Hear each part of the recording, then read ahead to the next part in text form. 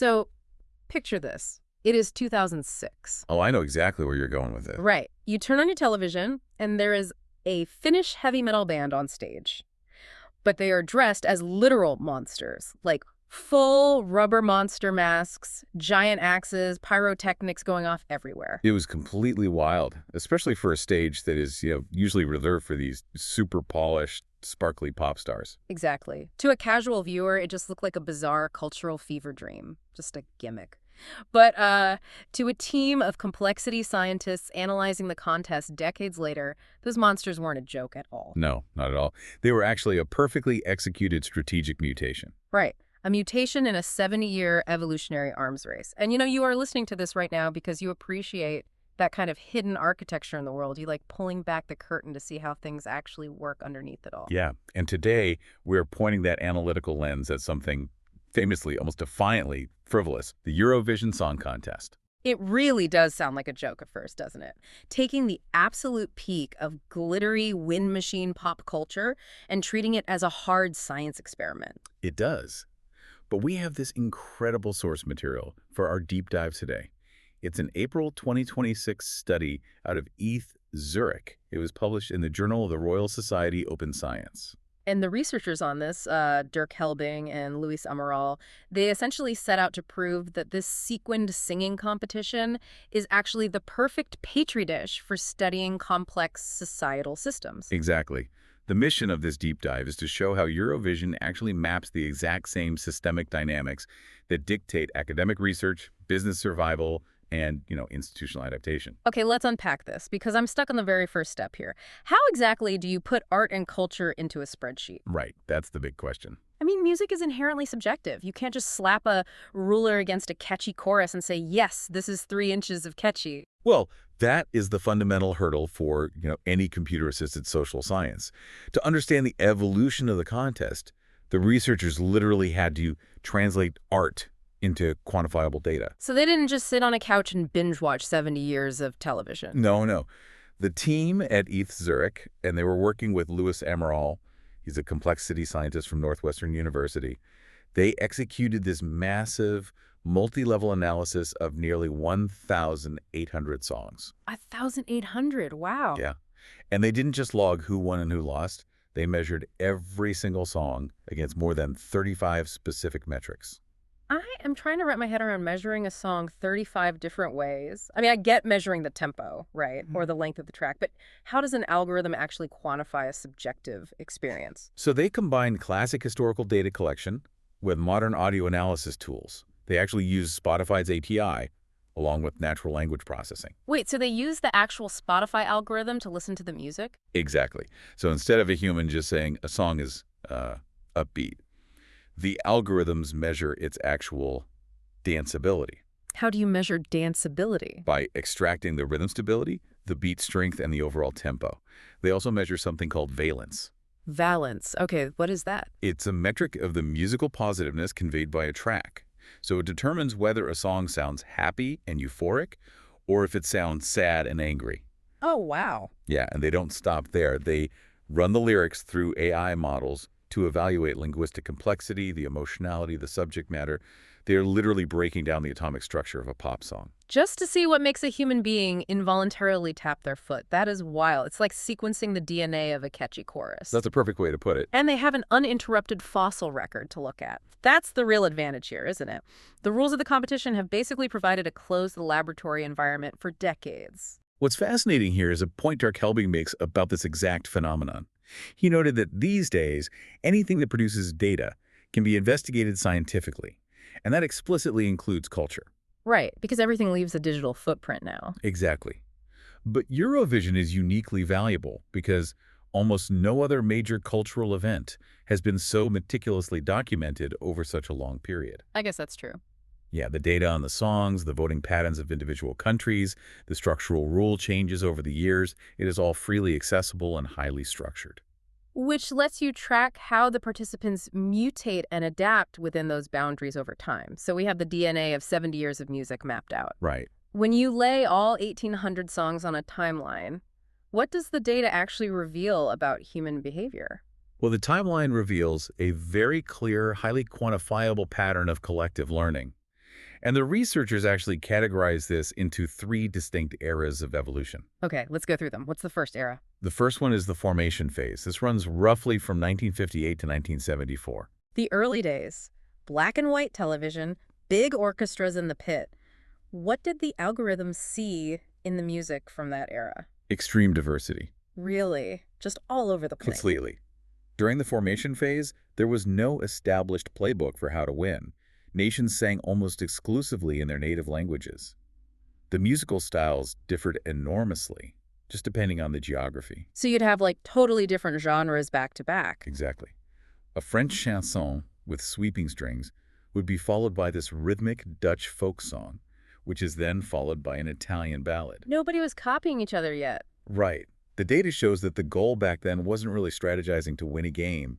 It was simply about showcasing national culture to an international audience. The participants were just presenting themselves, but I mean, human nature dictates that eventually if you put a scoreboard on a stage, people are going to want to optimize their score. Exactly. And the human nature ushers in the second era. The researchers call this the consolidation phase, and this lasts from 1975 all the way to 2003. That's a long stretch. It is.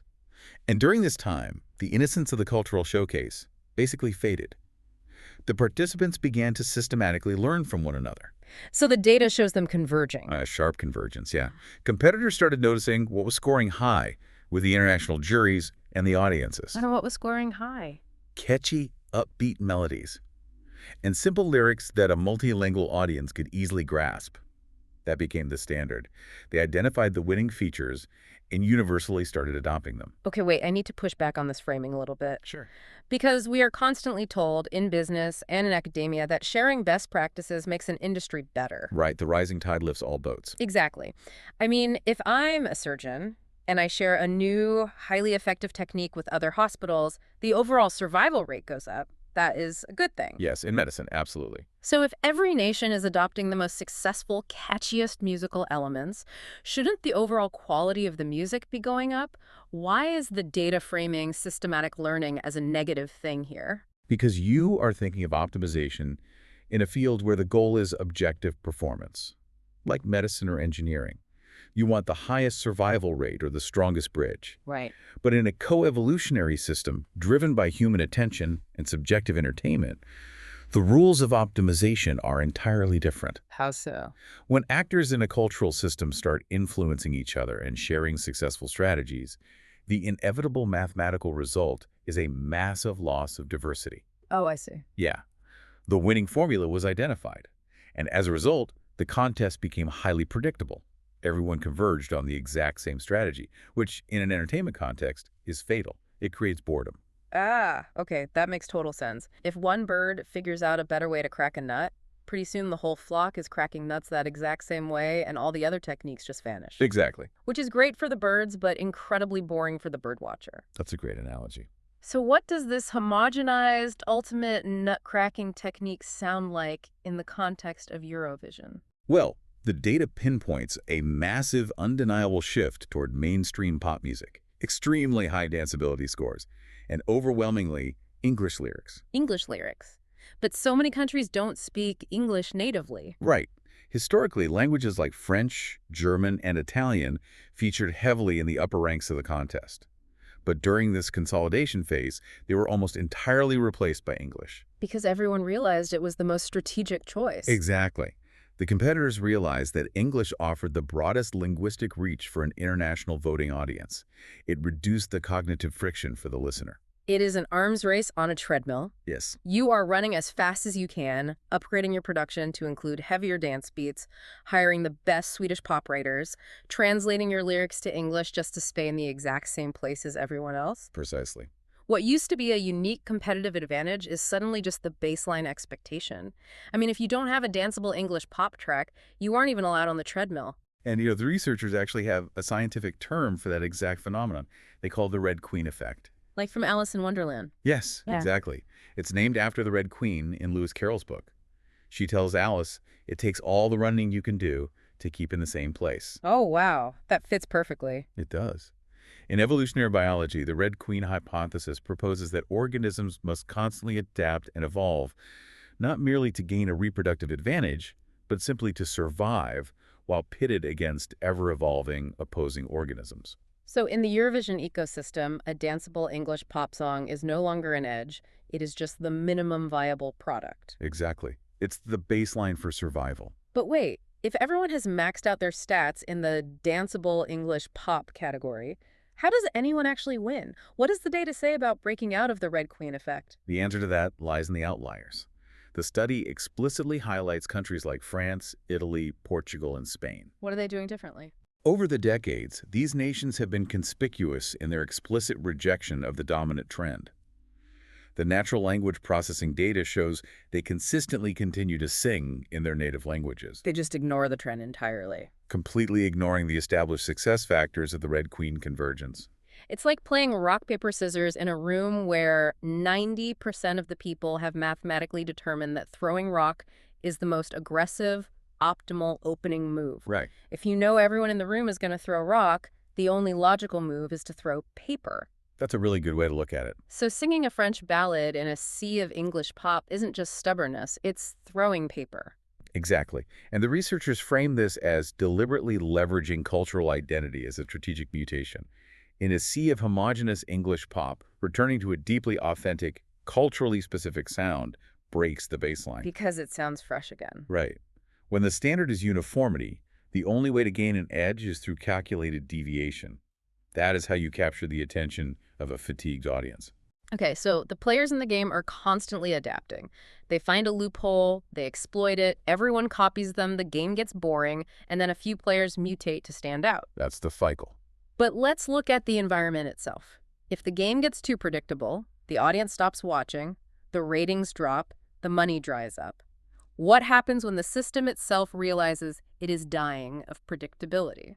And that triggers the third era of the timeline. The researchers call this the expansion phase, spanning from 2004 onwards. So what changed in 2004? Well, the organizers of Eurovision looked at the consolidation phase, they saw the increasing homogeneity and the predictability of the voting, and realized the system was stagnating. The institution itself had to become a learner. Here's where it gets really interesting. It does. Because the rules aren't just an impartial referee standing on the sidelines anymore. They are an active, mutating player in the game whose sole job is to destroy the participants' perfectly crafted formulas. Yes. How exactly did the organizers break the math? By fundamentally altering the architecture of the competition. So first, they tackled the voting predictability. By the late 1990s, televoting allowed the public to vote directly. Which sounds democratic. It does, but the data showed this led to massive tactical geographic voting. Countries would simply vote for their geographic neighbors or diaspora populations, entirely regardless of the song's quality. Right, so the Nordic countries all vote for each other. The Balkan countries vote for each other. It becomes a geopolitical popularity contest rather than an actual music competition. Exactly. So to combat this, the organizers introduced semifinals in 2004, and then they expanded to 2 semifinals in 2008. But the brilliance is in how they structured them. What do they do? They intentionally separated geographic neighbors into different semifinals. Oh, that is smart. Right. If Greece and Cyprus are placed in different broadcast brackets, they physically cannot give each other their automatic high scores in that round. It forces the voting populations to actually evaluate the music of non-allied nations. They change the laws of physics in their own universe. If the players game the voting system, you just structurally dismantle the voting blocks. Exactly. And they didn't stop there. They also reintroduced professional juries to balance out the popular televote. And they are constantly tweaking the ratio of power between the public and the experts. Why do you need both? Well, think about it. If a country sent a joke entry that the public loved but had zero musical merit, the juries could suppress it. Oh, I see. But on the flip side, if the juries favored really boring, safe ballads, the public televote could override them. Yeah. The organizers basically created a system of built-in friction. But did it work? I mean, when the researchers ran the numbers on the post-2004 expansion phase, did the institutional changes actually disrupt the Red Queen effect? The data proves it worked beautifully. After these institutional changes, top 3 finishes became significantly more evenly distributed among a wider variety of nations. Really? Yeah. The previously dominant countries saw their statistical leads erode, and the pool of winners became much more diverse. The playing field was leveled not by the players behaving better, but by the game board constantly shifting beneath their feet. That is fascinating. It is. Because if the rules didn't create undesired effects for the dominant players and adjust accordingly, the contest would have lost all its tension and just faded into irrelevance. You know, we started this deep dive talking about a sequined singing competition, but it is clear that this is a blueprint for something much larger. Absolutely. The dynamics we just unpacked, the adjustment, the convergence, the eventual loss of competitive edge they apply to the systems we operate in every day. The study actually explicitly connects these findings to broader societal systems. For instance, in academic research, there is a known tendency for entire fields of study to homogenize once a specific methodology or a theoretical approach is widely adopted and deemed successful by peer reviewers. Because the grant money flows toward what is proven. Yeah. So every researcher starts framing their proposals the exact same way. They use the exact same buzzwords just to appease the funding committees. It is the academic equivalent of writing an English dance pop track. That's exactly what it is. You aren't necessarily doing the best science, you are just doing the most fundable science. Right. And to get fresh impetus in a scientific field, established trends must be radically questioned. The same pattern is pervasive in business, too. Organizations often hit a wall where their critical problems simply cannot be solved with standard best practices. Does the study give an example of that? Well, Dirk Helbing shared a real-world example from his time working as a business consultant, and it illustrates the danger of this homogenization perfectly. Oh, I love a good real-world example. What was the scenario? So he was brought in to consult for this company, right? And they had assembled a team of incredibly highly qualified engineers. On paper, it was the perfect team. The absolute best of the best. Exactly. But they were completely gridlocked on a critical operational problem. They just couldn't solve it. And the issue wasn't a lack of intelligence. It wasn't a lack of funding. And what was it? The issue was that every single engineer on the team had been trained in the exact same methodologies. They had all collectively converged on the exact same way of thinking.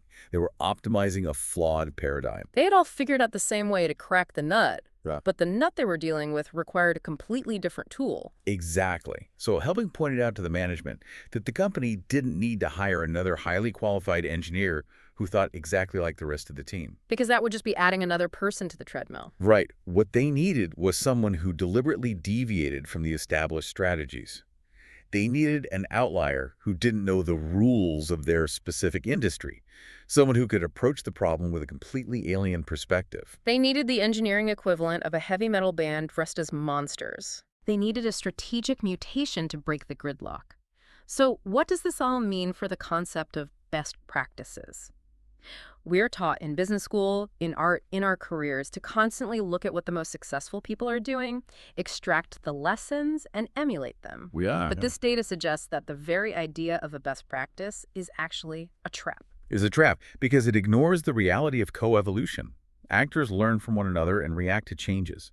But by doing so, they fundamentally alter the environment they're operating in. So the environment itself changes because everyone is acting the same way. Exactly. The moment a practice is universally recognized and adopted as best, the Red Queen effect guarantees that it is no longer a competitive advantage. It just becomes the baseline. Wow. Yeah. What works today will mathematically cease to work tomorrow, precisely because it worked today. Because success breeds imitation, and imitation breeds baseline homogenization. If you want to stay ahead, you can't just play the game better than everyone else. You have to play a slightly different game. And, despite their exhaustive data analysis, all the AI models, and the 35 distinct metrics applied to 70 years of music, Helbing and his team reached a really fascinating conclusion about Eurovision itself. What was it? There is still no guaranteed formula for success. Even with all that data. Even with all that data. Yeah. Because the system is designed to continuously disrupt itself, a true permanent hack is mathematically impossible. Yeah. And that is exactly why it survived. It is a perfect, chaotic, self-correcting machine. Well, we have covered a lot of ground today. We took the source material from ETH Zurich and saw how the atomic structure of 1,800 songs mapped the shift from diverse cultural showcasing to highly homogenized pop. Yep. We explored the Red Queen effect, showing how running on the treadmill of best practices only keeps you in the exact same place. We saw how the organizers themselves had to actively mutate the rules, splitting up geographic voting blocks and changing jury weights just to prevent the contest from dying of predictability. And finally, we saw how deliberate deviation is often the only way to solve complex problems when an entire industry is stuck thinking the exact same way. It really is a powerful reminder to look at the systems around us not as static environments, but as breathing, reacting entities. Absolutely. So, if every established system eventually homogenizes and every winning formula eventually just becomes a boring baseline expectation, consider your own life, your career, or your creative projects. What best practices are you blindly following right now that are actually making you invisible? And what would be your equivalent of stepping up to the microphone and singing in your native language to finally stand out?